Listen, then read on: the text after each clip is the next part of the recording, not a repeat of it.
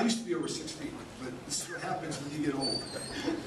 Just get smaller and smaller and smaller. I want to thank you all for being here today, especially our players for getting our organization back to this championship where they won it in 2008.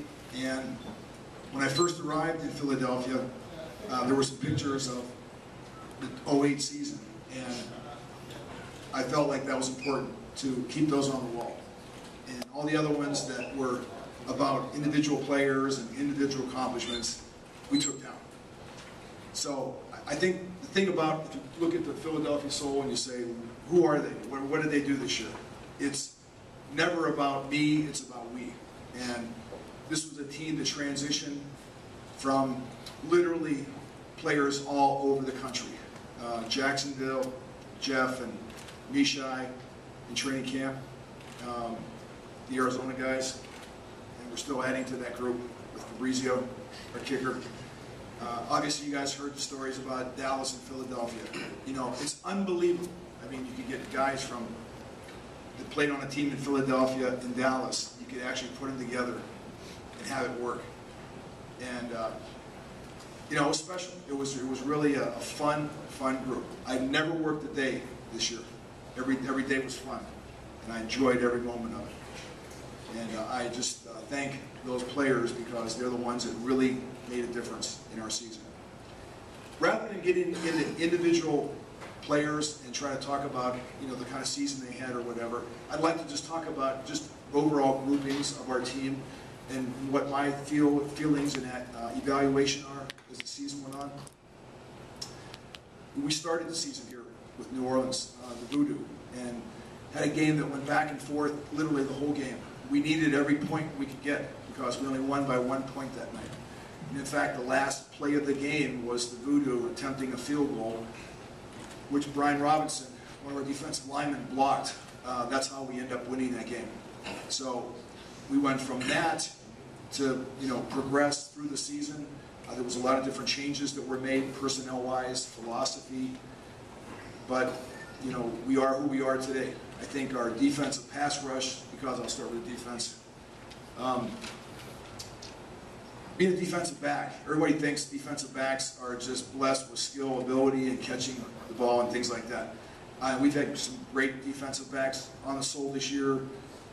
You know, Kent, Rayshawn, and Rico Stevenson, and what a fantastic job these guys have done. But as I tell them every single day, everything starts up front. It's with our pass rush.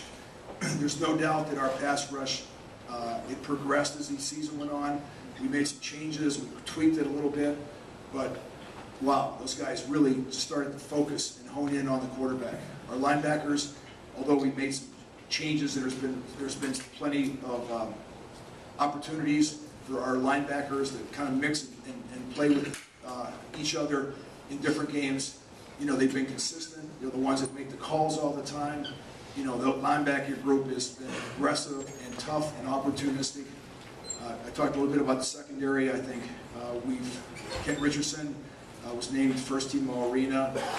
Rayshawn Kaiser, the player that came in, I believe was first team Arena the last couple of years, you know, led the league in passes defense, which is the ones getting knocked down, as well as I think he was third or fourth in interception. So just outstanding group of athletes to be around.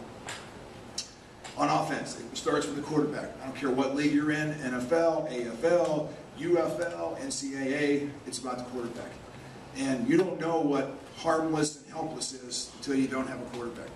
Fortunately, we were able to have Dan Rodabauer be our quarterback this year. You know, Dan is usually, most quarterbacks I've ever met in my life, NFL, college, arrogant. You know, want to be by themselves, think they're the MVP. And although they might be the MVP, this is what's great about Dan.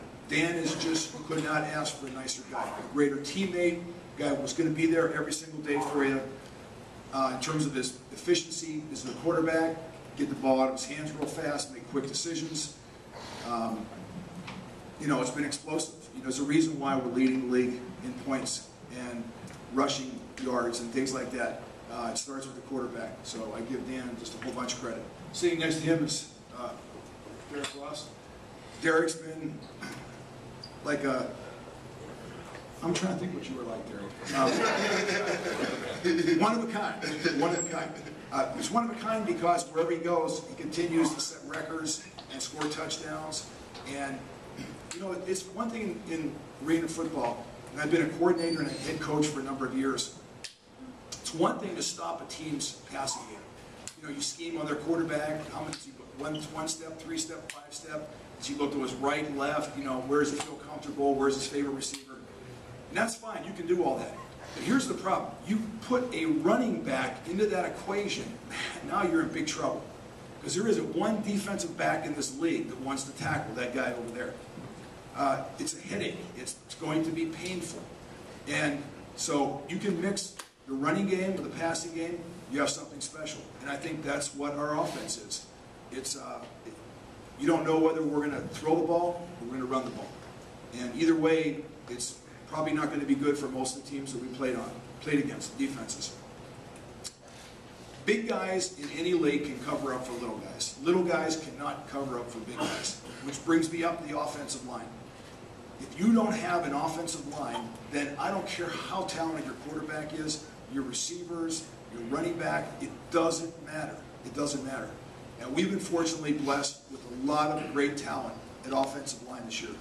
We started out with Zip Duncan and Christian Johnson and Brendan Carvalho as our starting line. Every one of those guys, lights out, locking guys down, giving Dan opportunities to find receivers, giving holes for Derek to run through. You know, as we went through the season, there were some situations that just happened. 18 games is a long, long time. That's a long season. It's the first time in my career I've ever been involved with 18 games. I'm glad I'm not a player playing 18 games. That's really a taxing activity to go out and do that week after week. You know, it has a tendency to take a toll on your body. With that being said, I can't say enough about our offensive line. They've given Dan the opportunity to throw receivers downfield, pass protection. Even when players went down, the three that I just mentioned, Greg Ryan, a player that came in and helped us for a few weeks. Devin Clark, you know, from Arizona came in and just did a fantastic job for us. Those kind of things, this is what's been great about this team. No matter who it is, we were able to make the changes and substitutions and just fit these guys seamlessly in together. And even though there were not a lot of players that came from last year's team, it's just like these guys have been with each other all along.